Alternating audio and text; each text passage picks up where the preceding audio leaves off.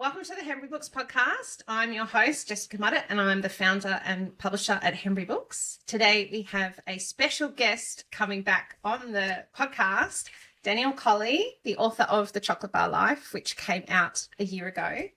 For the past 5 years, Danielle has been helping people who are feeling stuck and dissatisfied with their lives to reach their full potential. As a former journalist working for the Australian Women's Weekly and Sunday Life, and a struggling solo parent of 2 young children, Danielle understands how hustle and grind impacts our ability to live a rewarding life, and she has developed techniques to rid ourselves of anxiety, overwhelm, and burnout. Embodying delicious balance, Danielle lives by the sea 1 hour south of Sydney with her husband, her 2 kids, and their goofy dog, Rocky. Danielle, thanks for coming on the podcast. Thank you for having me. Thank you so much. It's happy anniversary. Happy anniversary to us.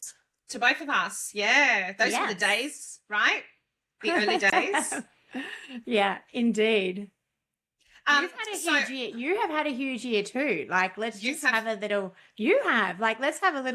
moment for Hembury Books and everything that you have done, because your 12 months has definitely, you've completely changed. Your business has grown so much. You've released so many amazing books. I was one of your first books.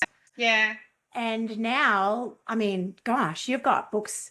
You've got like shelves and shelves of books. Not quite. But I think back to when we met up to meet in person, which was a really great idea. And I came with my team of me, myself, and I, and my 2 little kids. And that was all the company was. There was no one else. And now, we've got 14 people and, we can do so much more. And I also think about your book. I worked on so many different aspects of production, coaching, editing, the uploads and everything.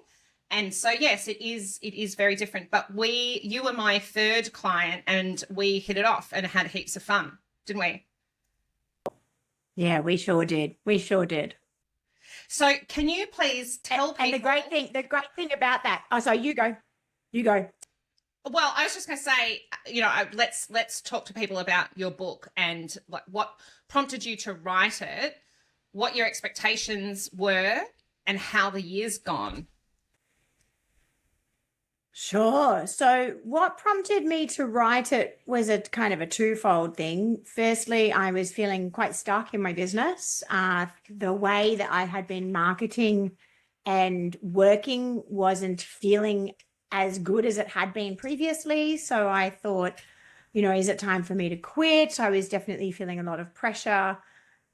So I thought about quitting, and it was when my business coach said to me, that would be okay. There's a lot on your plate. And if you did decide to walk away from this business, that would be okay. And although she swears it wasn't reverse psychology, what actually happened when I had permission was I decided to double down. And I asked myself, what would happen if I went all in? And all in entailed getting a plan, getting a strategy, getting people on board, because I too was on my own, getting the support required to run a successful business at that next level that I was looking to go to. And part of that strategy was to write a book, which I was initially quite resistant to. As a former journalist, people had been saying to me for years, you need to write a book. You need to be writing articles. It's excellent PR. You've got all of the skills. You've got all of the contacts. You need to be doing this. And because I hard quit writing, I thought that I would never do it. And it really was through that sort of strategy process and deciding what my business was going to be when one of my advisors said, well, now's the moment you need to go and write a book. And I was like, okay, I'll go in something. I'll just go. And I had no idea, no plan, no structure. And I just kind of started putting words down and they were terrible. And then it was only when I was coaching one day in a session with one of the, leaders that I was working with at the time, who was deeply burnt out. He had been operating at a very high level for a number of years in the C-suite, in the fashion industry. He had 2 significant burnt outs which had left him hospitalized. So that's actually, that's a breakdown. And he was saying he was ready to get back into the workforce. He was going to be operating at that level again. How did he ensure that he wouldn't do the same thing again? And I was going deeply into my Mars bar philosophy, as it was known at that time. And I was really diving into the nougat and the chocolate and the caramel. And I got so into my own analogy that I was like, I should write a book about this. And that's when the penny dropped. And I thought, oh, that's my idea. That's it. And really, it's not like the whole book became that idea, but that book became that idea, the philosophy became the umbrella which everything else could sit under. So it really came together very easily and quickly. And I really have to say, Jess, I'm waiting for the next idea to fall in as simply, because everyone's now talking to me about writing my next book, and I've got lots of ideas, but nothing is like really solidified. Yeah. It has to be something that seizes you, because you're going to spend a long time with the idea. It has to be challenging enough that it will challenge you for the writing of it, but not too huge that it would be overwhelming to start. No, but also really resonating, there's an idea that's been kicked around at the moment that someone has said to me, oh gosh, that's a very commercial idea. It's so saleable. It's so bankable. You'll be able to do all your keynotes. You'll be able to do all of your programs from it. And they were kind of mapping it out. And I was like, yeah, I can see it, but it's not giving me that, oh, I should write a book about it. That feeling where everything just kind of aligns and you're like, oh, Shazam. I'm not getting the Shazam. I'm waiting for the Shazam. You got to get the Shazam. Yeah. Well, maybe it's a question of tweaking it, or maybe it's not the one, and the one will come when you are on your retreat or something like that. Maybe. Can you tell us about the Chocolate Bar Life philosophy? Yeah, absolutely. So the specific philosophy of the Chocolate Bar Life is about the Mars bar. And when we look at the Mars bar, which I don't actually even really love, sorry, Mars, but the Mars bar has those 3 really unique layers. There's the nougat, the caramel, and the chocolate. And they are not in equal ratios, but when you take a bite out of the Mars bar and all of the elements are present, it creates the symphony in your mouth. It's a delicious experience of balance.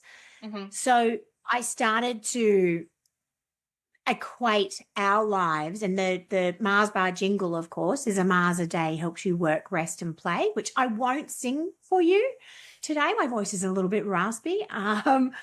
The premise is this nougat, this caramel, and this chocolate represent the work, the rest, and the play, which I believe are the foundations of a holistically successful human. We've become very, very good at work. Work is work. Home is more often than not work. Anything that is responsibility and obligation is work. And then we imagine that rest is sleeping. Everybody needs sleep. It's a basic biological human need. So people are getting very good at responsibility and obligation and sleep. Sometimes people are even really crap at sleep. Whereas my philosophy talks about having pops of rest regularly throughout our responsibilities so that we can recalibrate and reset our nervous system for stress, constantly resetting the stress cycle, because otherwise we have a tendency to just keep on grinding, keep on pushing, and our stress levels, our cortisol, our adrenaline just keep rising all day, every day. And then we go to bed and we get up and then we do it all again. So there are these restorative pops of activity, rest, and then play.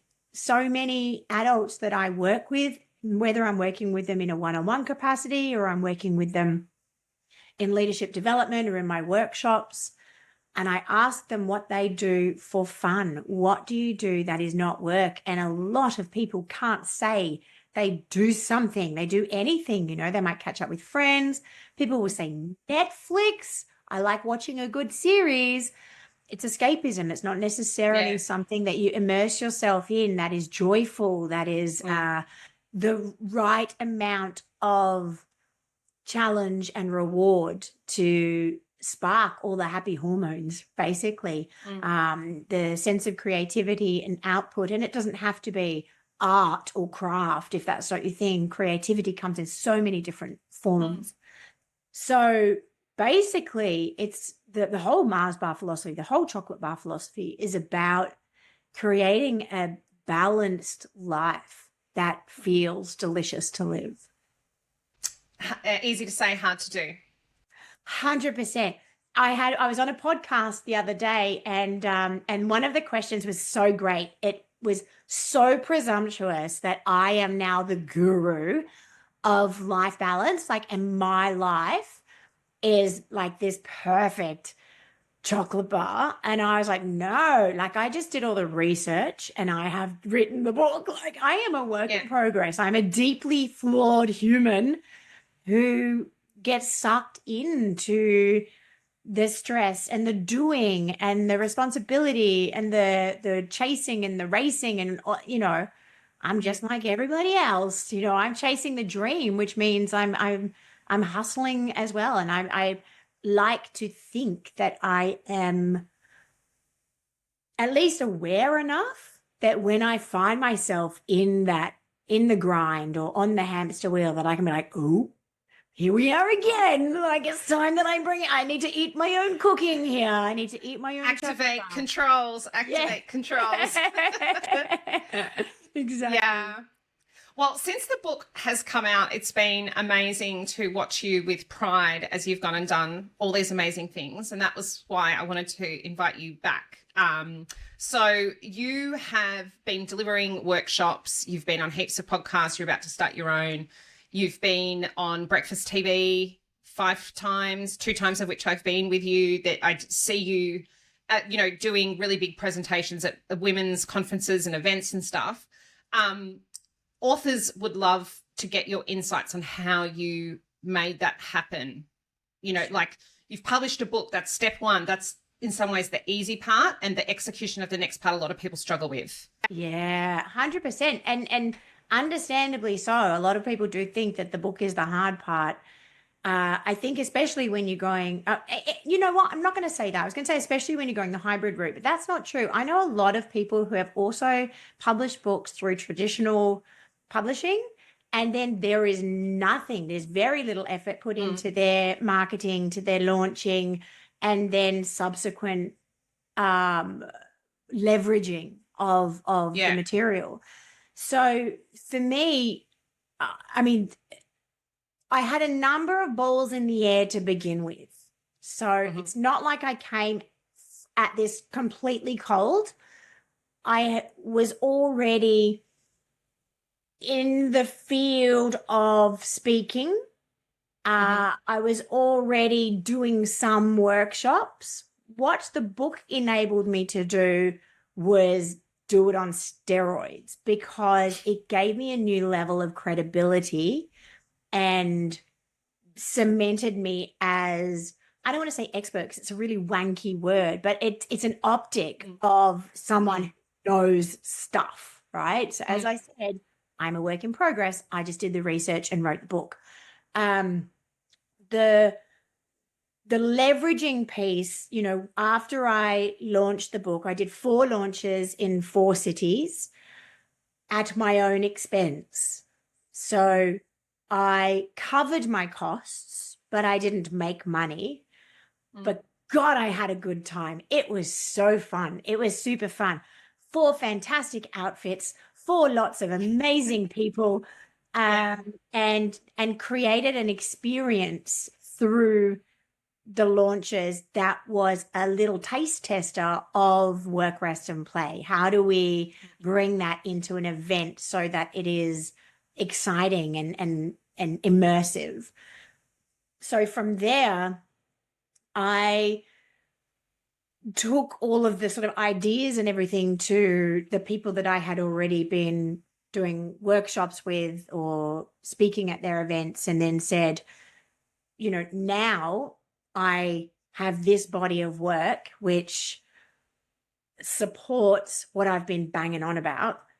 Mm-hmm. And I have all of this media behind me. So I also got a PR. You know, I got PR for 3 months. I worked with Yeah. Scott Thorne, who was amazing for me. Mm-hmm. And because of all of the media interest in the book, it really like pushed me forward to another level.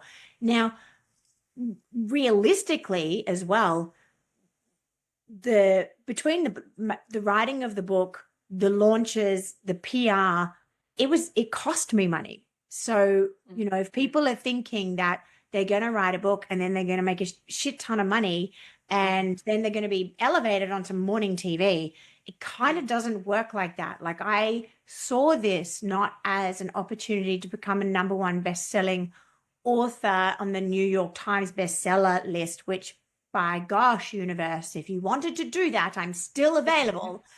But I saw it as a marketing business strategic step. Mm-hmm. Therefore, it was an investment in my business, just like had I brought in, you know, someone to audit all of my everything or whatever. It was like it was a business expense that was a strategic investment that paid off, That right? paid off. That Yeah. really paid off. Now, when I do a keynote, I ask, would you like to buy everybody in the audience a copy of my book, a signed copy of my book? Very rarely does anyone say no. Or if they don't have budget for that kind of thing, I can say, hey, at the end, let's give everyone a copy of my book. Like, let's give everyone a copy of the ebook because that costs me nothing.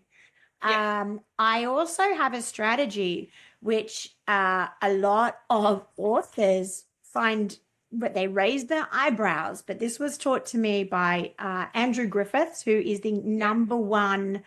I think he's been on the podcast as well, hasn't he? Yeah. So he's my speaking coach, and he is the number one business author in Australia. And he said to me, aim to send out or gift 5 books a week, right? And I was like, what? I want to sell 5 books a week. And he was like, do you? Like, for making what, $50? What you could be doing is sowing $50 worth of seeds in the world. Yep. And I was like, that was a very different way for me to think about it. So now I'm forever, and you don't send them out to people and then be like, hey, I gave you the book. Like, what are you going to give me? It's not that at all. It is like, hey, you're doing a great job at whatever it is that you're doing. I just saw that you did this thing. That's really cool. I want to give you a gift. What's your address? I'm still packing them up with Mars bars because I haven't gotten through them yet. I think I've got 10 more days to use 100 Mars bars. So if anybody wants a Mars bar, get in touch. Mars sent me 800 Mars bars. I want to ask you about that for the benefit of people watching. So you wrote, you know, the Chocolate Bar Life. It was originally called the Mars Bar Life, wasn't it?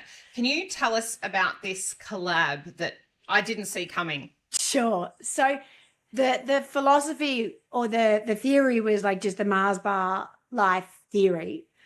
And when I started writing the book, it was just initially still the Mars Bar Life. And my legal team advised me that, yeah, I could actually go for it because the Mars Bar Life as a book, I'm not selling Mars bars. I'm not talking about Mars bars in a negative way. I'm not a competitive product. I'm not a chocolate. I'm not anything. So I could use the Mars Bar Life as a book, right? Then the tagline was creating a delicious balance of work, rest, and play, right? Yep. So I was not only using the title of their product, I was also using the tagline of their product. So my legal team said, you can. Yeah, you absolutely can legally. If it goes gangbusters and they want to take you down, they absolutely can have a go and they will tie you up so tight in court for so long. Doesn't matter if you're right or wrong, that, like, you know, and this is this is not, we're not talking about Mars Wrigley specifically. We're just saying this is what can happen in these David and Goliath cases. Yep. But when I actually did this thing last year, which was the zero agenda Zoom coffee, where I would meet a random that I'd met on LinkedIn and say, hey, like, let's actually catch up for a coffee for half an hour, learn a bit more about each other. And it wasn't to sell anything. It wasn't to buy anything. The idea was to just not network like collecting bottle tops. What's the point of these people if you don't actually understand who they are or what they do? And Oksana was one of the, Oksana is from Impero Marketing. And she was someone who I had a conversation with. And she said, well, obviously you're going to get in touch with Mars and you're going to get them to sponsor all of your, she's hilarious. She's great. Obviously she's Russian. I remember her from her launch. I would try and do her accent, but I can't. But she was like, obviously you'll be getting in touch with Mars Bar and Mars Wrigley, and they will be paying for all of your launches, obviously. And, you know, some kind of collaboration, obviously. And I was like, oh, obviously. I would say another thing for me in the last 12 months, I've become much savvier in my collaborations and how to angle and ask. But I put a shout out on LinkedIn and said, hey, does anyone know anyone at Mars Wrigley? This is my book that's coming out. I then went and checked out a few people. I went straight to the GM, I slid into the GM's DMs, and they answered. And they were like, yeah, let's have a conversation. So obviously I was hoping that I would be able to go in and do a huge collaboration with the whole of Mars Wrigley Global. Yeah. And do all of their keynote speaking and do all of their coaching and everything. Didn't quite work out that way, but I did get 800 Mars bars. Yeah, that's amazing. And their blessing. Absolutely. That was the other conversation I had with Andrew Leakey, who was the GM at the time. He has since moved on. But he said, I told him the story, and he said, you absolutely could have. You know, we love what you're talking about. They love the idea of life balance. They are very, of course they do. As a brand, they are very aware of it with like internally, they're very aware of it. And they do, you know, stuff to ensure that their associates, they call them, not their employees, their associates are all feeling supported and balanced in their life. So they were very, very supportive. And Andrew and I have stayed in touch, which has been great. He's followed the trajectory of the book. He's one of the first people to always celebrate and congratulate me when I That's nice. do so. It really is, right? And this has all just come from me writing a book, me putting a shout out on LinkedIn, and you know, having a crack. Yeah. I would love to ask you about the morning show, Channel 7, because this is the holy grail for any author who publishes a book in Australia. How did that come about, and how did the repeat invitations come about? Sure. The initial spot came about through Scott Ethorn, my publicist. So, you know, when you get a publicist, when you hire a publicist, when you launch a book, you have sort of 8 weeks pre-launch where you're getting out lots of media copies, you're doing media interviews, you might be writing articles, doing podcasts. Basically, they are sending out all sorts of, like, the media release into all sorts of different media of where they think that you would fit. And one of those, a couple of those things are going to be TV or online channels. Mm-hmm. And the morning show picked one of the ideas up. So that was the first one. From there, I'm like a tenacious little bloodhound. So from there, I had a producer's email, you know. From there, I had the greeter's phone number, you know. So once I had those, I asked, how do you feel about me pitching to you directly? I also asked my publicist, right? How do you feel about me pitching directly? I got everyone's blessing before I just rained down with loads of ideas. And I think, you know, my work as a journalist has given me A, thick skin, so I don't care if an idea gets poo-pooed, but B, gives me the pitching skill to understand or to seek to understand who are we talking to and what are their problems, therefore what do they want to see. So I was just really pitching hard and getting so many knockbacks from the morning show. And then I bumped into a friend who had a different contact. So I was like, yeah, give me their deets. You know, it really does take tenacity. And I understand that not everybody has the fortitude to do that. It does take a particular type of, I think, brain and thick skin, but it's also, it's a muscle, right? I didn't start out that tenacious. I didn't start out that hardy.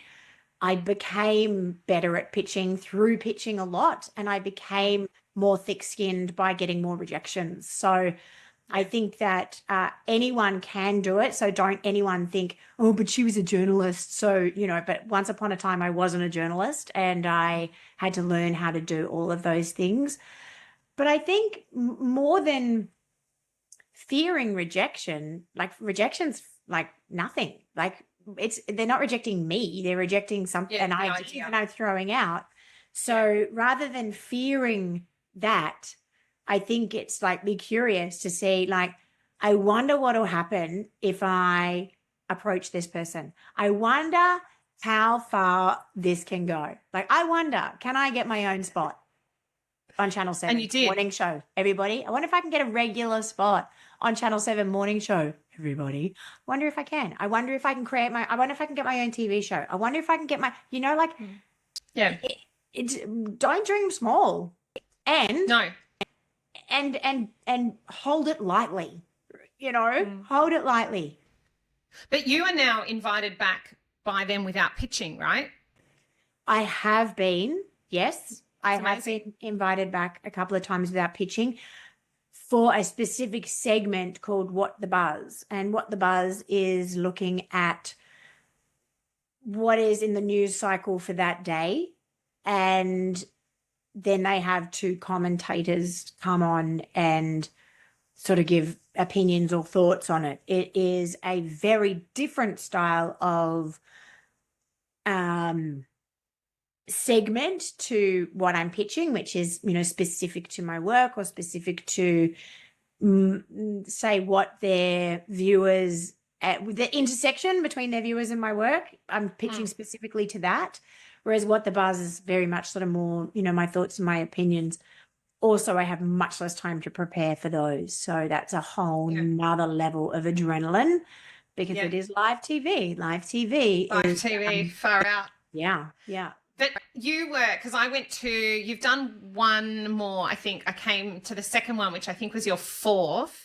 And you were just so natural and happy. I mean, you were the first time as well, but you told me that you just felt way more relaxed because, again, it's the muscle of live TV. It makes me cower to watch you. I don't know how you do it, but it's just becomes part of what you do for work. That's amazing. I think ultimately, whether we're talking about live TV or we're talking about speaking in front of an audience, many people, any of the things. Some people even hate standing up at a round table in a corporate environment. You know, there are many things. Some people don't like swimming past their waist. You know, there are many things that create the comfort zone. And ultimately, what we're talking about is expanding the comfort zone by doing it in small bite-sized bits so that you can realize that you are safe, because ultimately this is what the comfort zone is. Outside the comfort zone feels like you are unsafe. So live TV feels like it could be, you know, it's like a wild tiger is about to eat you is what your nervous system is saying.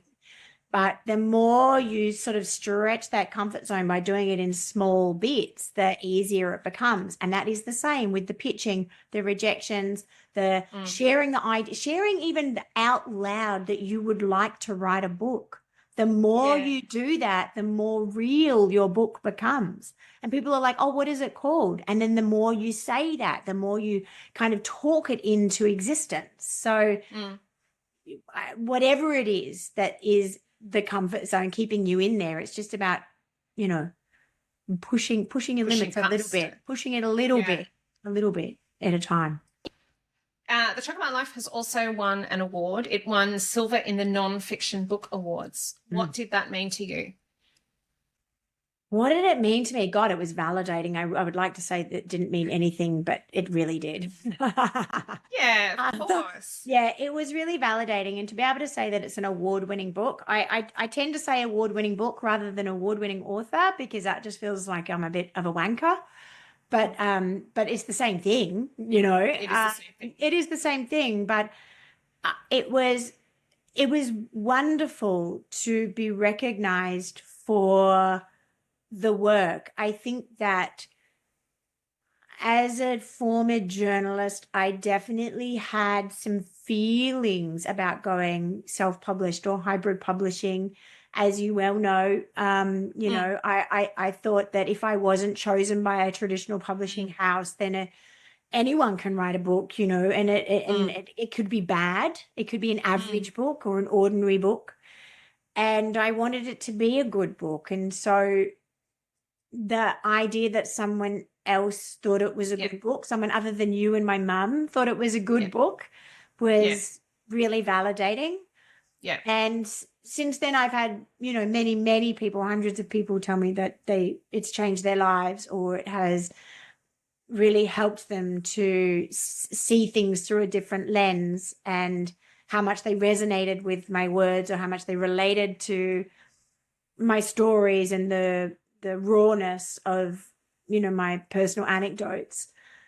I feel like it has become less validating, but like not less validating, but I've had many other validation points since then, which are all like, they're all lovely. It has been a very affirming process.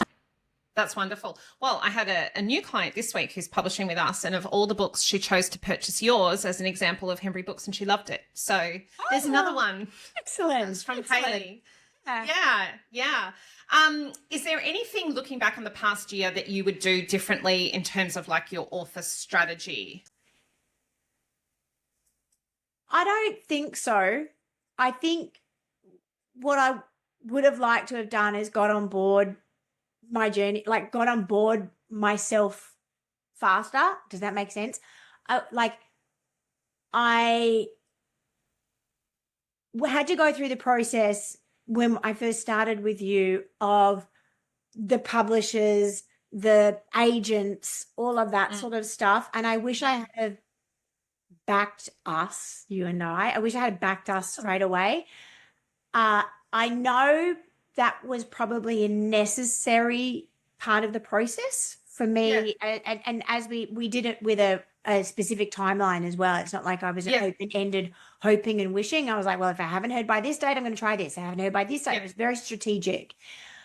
But I wish that I had have believed you faster when you were like, this is the way to do it. You will have complete control over your book, over your IP, over the subsequent programs, the online programs, how I sell it, who I give it to. I'll have complete control over that. And I wish I had have listened to that sooner. As for the rest of the strategy, I don't know what I don't know. Could it have been different? Maybe. Well, let's see year 2, you know, as things continue to evolve. That's really nice to hear that. And backing yourself straight away is the way to go. I mean, what makes me really happy is when I get an email from you saying, I need another 300 copies, so I've got to order them on Ingram Spark or whatever, because you can, like, your master, I'm not ordering the copies, like, it's your account. You can get them at wholesale price. Then you can go to your event, take however many you wish. You know, rather than having to purchase your own book for 50% of the retail price, which just kind of makes the economics of the situation kind of different. Like, absolutely. You know, Ingram Spark makes it so easy as well, because I can order it and get it sent wherever I'm going. So I'm not carrying books. That is really good. Yeah, it is really good. And, you know, last time I didn't find out until like last minute exactly how many people there were. And then I wanted to sometimes sell myself, and I got in touch and I said, how quickly can you do this? And they were like, yep, we're on it, so they 3 were days or excellent. something. Yeah, they were excellent. But you believed your belief in my book was such a necessary, beautiful part of the process, because you were the first person to really see it in its entirety, to even see how messy it was until we got it together. You taught me the process of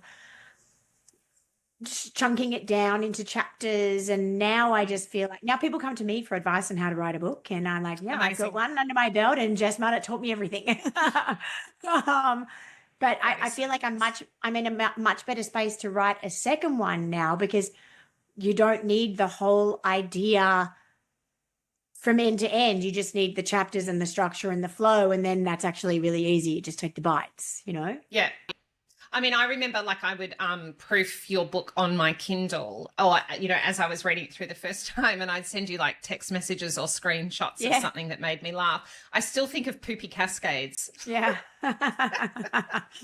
Because it just cracked me up. And how, when I'm unpacking the dishwasher, I still think of you, because your book begins with you mid-renovation, doing the dishes, the kids are there, your partner's there, and it's life, but it's chaos. And, depicting that, which is like a lot of internal thoughts that we have like every day, really resonated for me. So that's the power of a good book, I think.